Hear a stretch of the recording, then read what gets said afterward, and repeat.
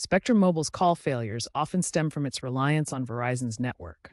Issues like poor signal strength, especially in rural areas, outdated software, or incorrect network settings can cause the dreaded call failed message.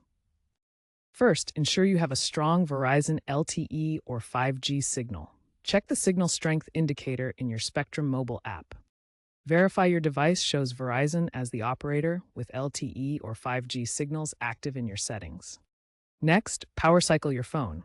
A simple restart can resolve many temporary glitches. Finally, make sure your phone's operating system, iOS or Android, and the Spectrum Mobile app are updated to the latest versions. Outdated software is a common culprit for VoIP call routing problems. These simple steps resolve a significant portion of call failure issues. If basic fixes don't work, delve deeper. Verify your SIM card's integrity by testing it in another device. If possible, reset your phone's network settings.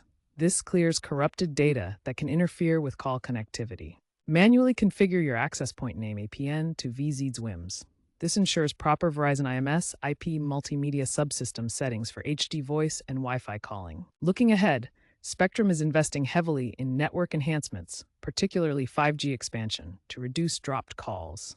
The integration of AI-driven troubleshooting in the support app promises faster issue resolution. Also, the eventual transition to eSIM technology will eliminate physical SIM card-related problems.